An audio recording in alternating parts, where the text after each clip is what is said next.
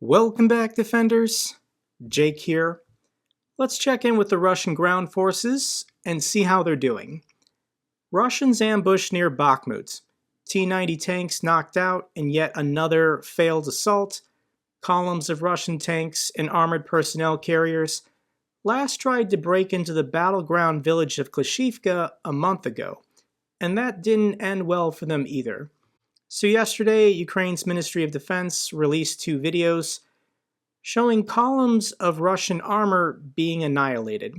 These are the Russians desperately trying to get back into Klishivka, sending their best tanks and armored vehicles. You can see they've even got cope cages on top of them.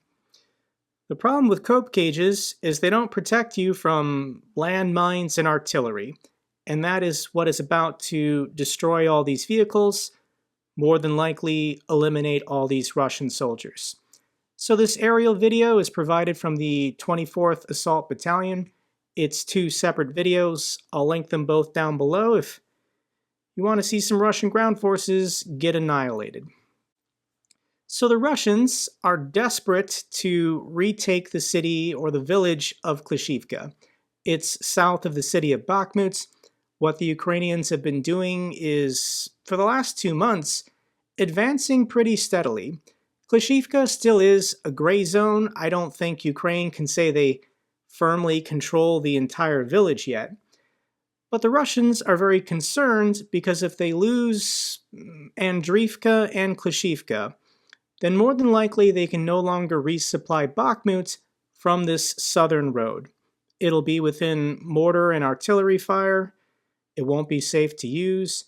They'll only be able to resupply Bakhmut then from the eastern road, which is not as good. In addition, the Russians spent almost a year to take the city of Bakhmut. For it to be surrounded and then potentially lost, this would be a huge propaganda loss for the Russian military.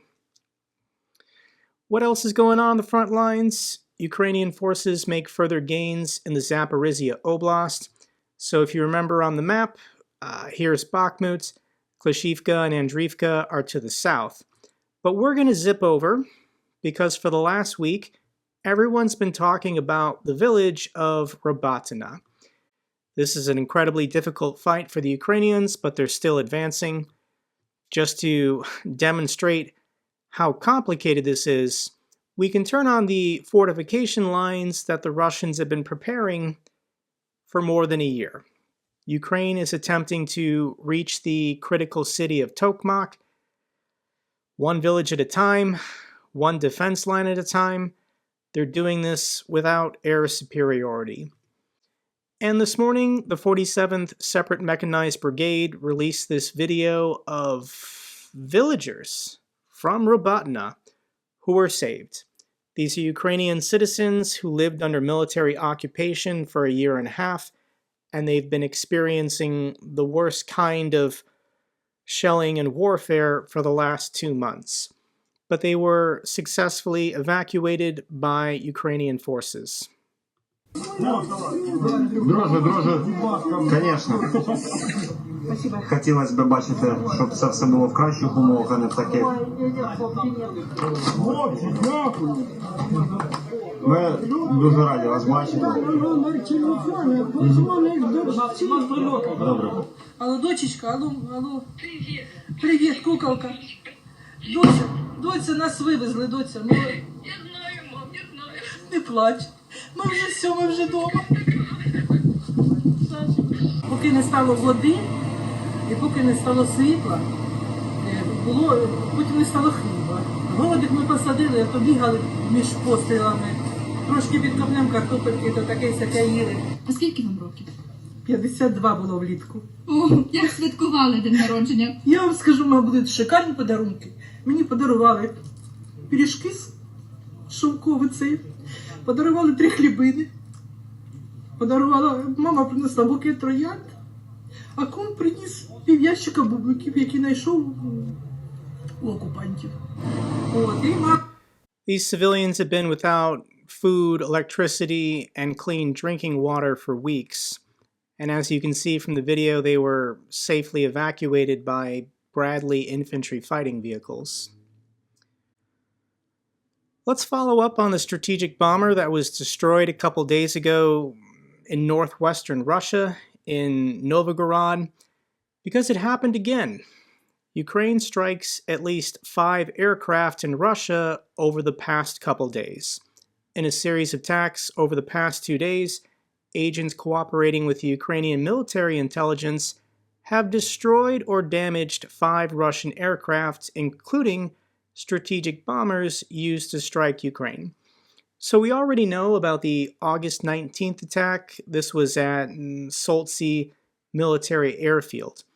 But it happened again in the Kaluga Oblast at a different airfield. So this is pretty sophisticated. I just assumed that these were drones taking off from Ukrainian territory, but it's not. It is civilians or sleeper agents inside of Russia launching smaller short-range drones to destroy these aircraft. Spy agency takes credit for strikes on Russian airbases. For the second time in 3 days, Ukraine attacked an airbase inside Russia, housing their strategic bombers. What's the solution for Russia? I can't think of one. If they're drones being launched from Ukraine, you have a lot of time to shoot those down. But if it's a civilian parking their car a kilometer away, sneaking in a quadcopter with some explosives on it, there is no defense for this. Russia can no longer park their planes outside. All of these planes have to be in a hangar or underground, as they're open targets for anyone with a $100 drone and a hand grenade. So Russia's special services are calling on Putin to fire the defense minister and announce a mobilization, according to Bloomberg. This war is not going well for Russia, and there's a growing divide between the FSB and the regular Russian military. And the FSB, for the moment, are hoping that Putin will come to his senses and finally dump Sergei Shoigu. So Defense Minister Sergei Shoigu and Gerasimov are incompetent. Putin knows this. This is why Putin put them in those positions of power. Putin fears a military coup, so the last thing he wants is somebody competent and ambitious in those positions. This is part of the reason why Russia's special military operation has been such a disaster given all of their advantages. So Putin's in a bind.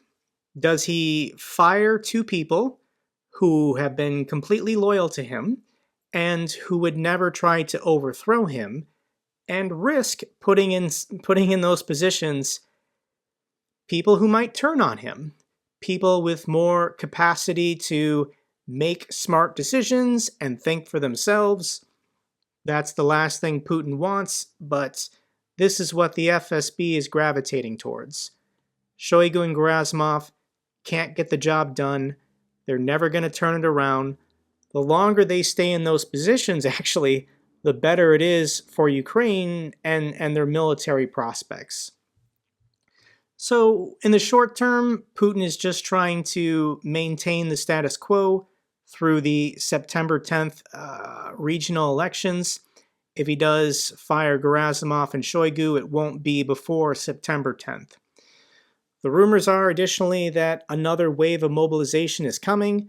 Another 300 to 500,000 Russian men will be summoned and sent to Ukraine. That could potentially happen a week or 2 after these regional elections. But Russian men don't want to be mobilized. It's been a year and a half. Any Russian man that wants to participate in this war has already volunteered. Hundreds of thousands, if not millions, have opted not to, either by bribing the right person or fleeing the country. And Russian soldiers say they are viewed with disgust in Moscow. According to 2 Russian soldiers interviewed by a pro-invasion blogger, if you wear a Russian military uniform on the metro in Moscow, people will distance themselves and give you dirty looks. So Dmitry from War Translated provided a clip from this interview. So this is a pro-war blogger who filmed this, and Russian soldiers who support the war freely saying this. This is what they have to say. When I left Novosibirsk for the first time, I exhaled, because people like us there are treated with respect, unlike in Moscow, which is very sad. Yes, if you're on the metro, people move away saying, "Ew, murderer," or it is known the Muscovites are better than others, so why couldn't I avoid getting drafted? This is true. Russia has a caste system. The residents of Moscow and St. Petersburg know that they're better than the Russians of the other provinces. There are still Russians living in Siberia without gas or indoor plumbing. For the elite and privileged Russians of Moscow and St. Petersburg, they know that they're getting preferential treatment. They're less likely to be drafted, and they have the financial means to bribe someone to avoid serving in the military. So for anybody in Moscow wearing a Russian uniform, the assumption now is this could be a convict, this could be a murderer, this could be a poor person from Siberia. That is now the stigma associated with wearing the Russian uniform for the regular Russian people of Moscow. So what else do they have to say? We could have run abroad or something.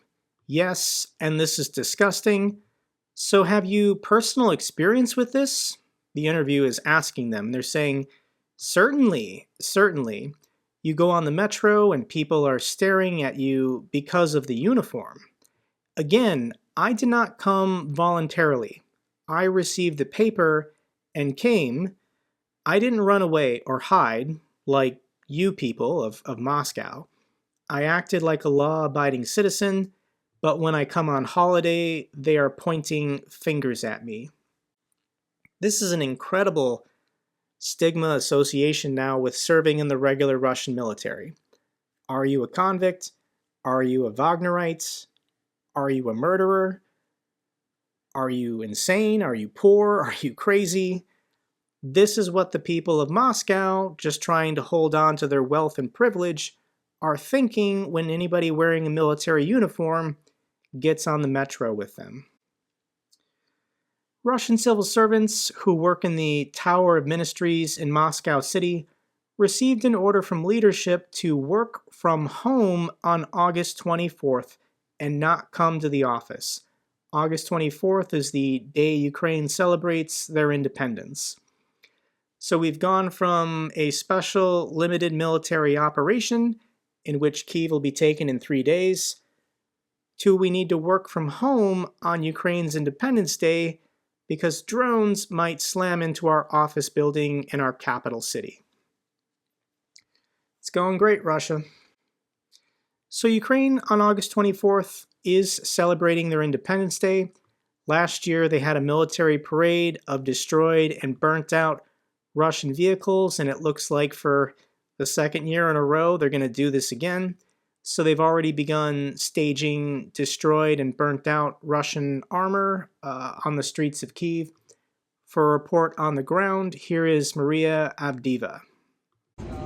This will be the second year Ukraine is preparing to celebrate Independence Day with Russian burnt tanks and military vehicles on Krещатик, Kyiv's main street. People from Kyiv and all over Ukraine are coming to witness what Russian mighty army looks like in reality. This is a huge symbolical meaning for everyone in Ukraine, especially now when it's already a year and a half of the war and the situation is so tough on the battlefield. Stay with Ukraine. Slava Ukraini. Ukrainian military parades look like a lot of fun. I really want to go check one out. Let's actually switch it up and talk about Belarus. And the United States has advised all of their citizens to leave Belarus immediately.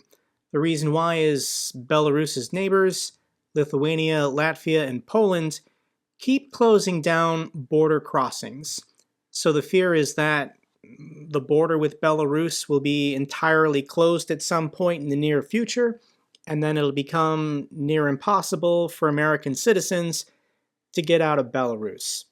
If you're a US citizen still choosing to live in Belarus, I don't know how much sympathy I have for you given everything that's happened the last year and a half if you get arrested by the Belarus or Russian authorities.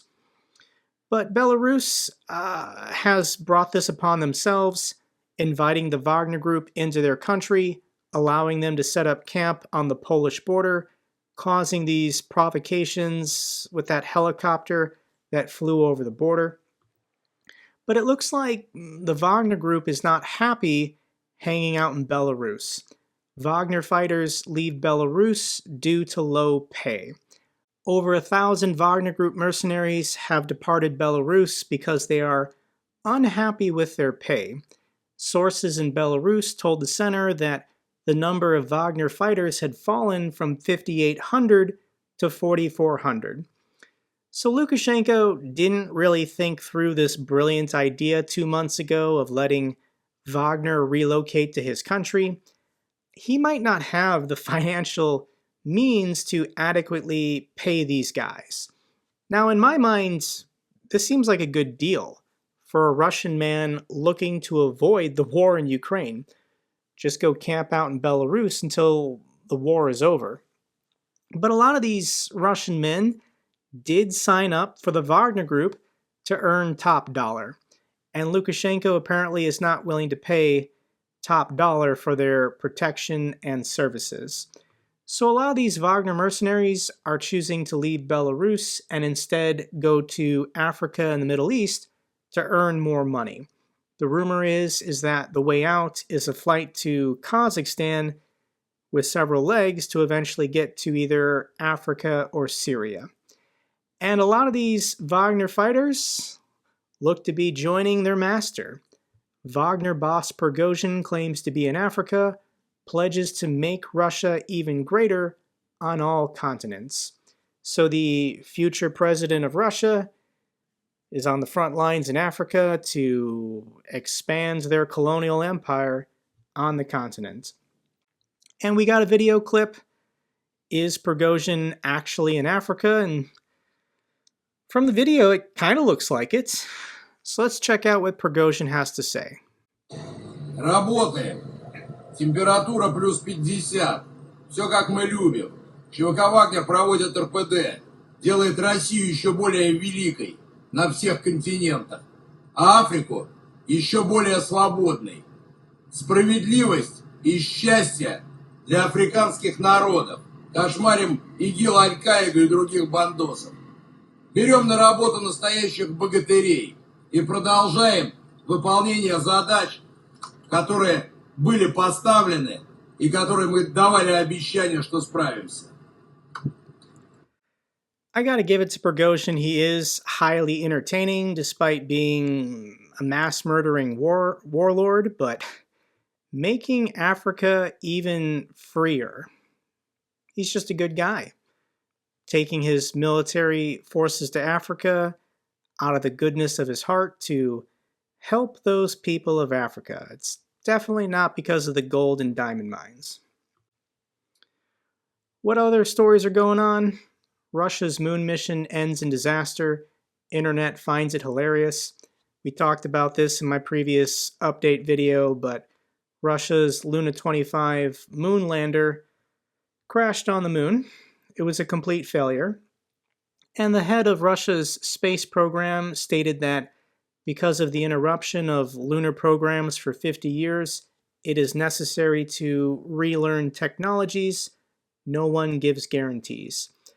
The truth is that this lunar mission from the Russians was originally partnered with the European Space Agency. And because Russia invaded Ukraine, the European Space Agency pulled out of the program. So the Russians had to do this on their own, and we now know they're incapable of doing this on their own. Whether it's corruption or incompetence, pick your poison. That's probably what doomed this space mission. This is an alarming headline.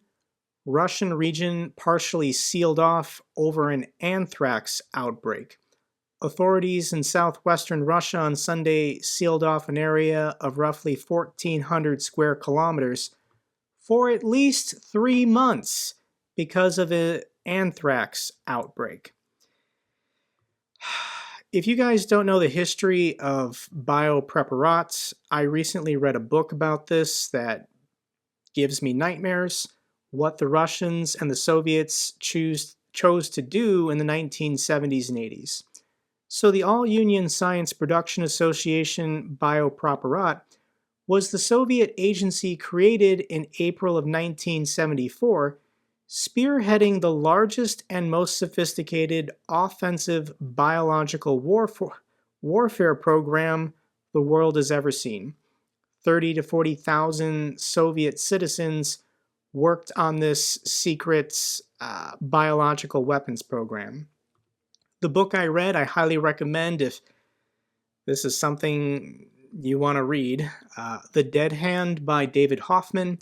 This talks both about Russia's nuclear dead hand program as well as their biological and chemical program. And when I see a headline such as this of an anthrax outbreak, it reminds me of the April 1979 incident in which anthrax spores leaked from one of these secret Soviet biological weapon program factories. The Soviets have admitted to 68 deaths, but more than likely hundreds of people died. The official total only being 68, but I'm sure it was much worse, given how much the Soviets lie and cover everything up. So Russia inherited all of these insane and completely unnecessary biological weapons. Seeing something like this, it could be nothing. Could just be spoiled meats, but it's Russia. So let's try and do a hard U-turn here and talk about good news. Remember when Solyov freaked out on Kremlin State TV about Mercedes-Benz announcing they would no longer offer software updates for luxury imported cars in Russia? Well, Audi and BMW are now following suit. Russian owners of these luxury cars, will no longer be able to duplicate keys and perform diagnostics and repairs related to programming plug-in units. There's so much technology in vehicles these days as far as computers and software. This is basically a death sentence for these vehicles. They will eventually just stop functioning if they can no longer get software updates or maintenance from the dealerships. So it's a sweet irony that Solyov thought this would be a special 3-day military operation, but now all of his imported luxury cars are no longer going to work. Final clip I have for you guys is a feel-good one. Just some Ukrainian soldiers trying to stay cool in the hot summer months.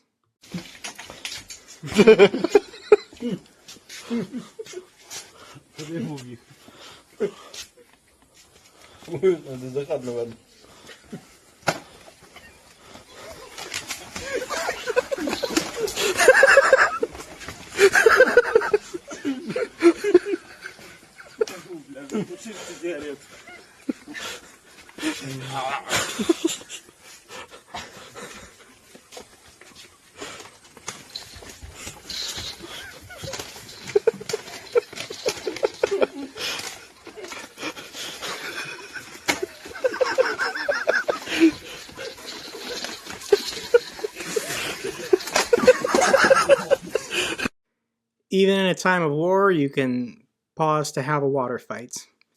That's all for this update video. Glory to Ukraine, glory to the heroes. If you found this video informative, give me a thumbs up.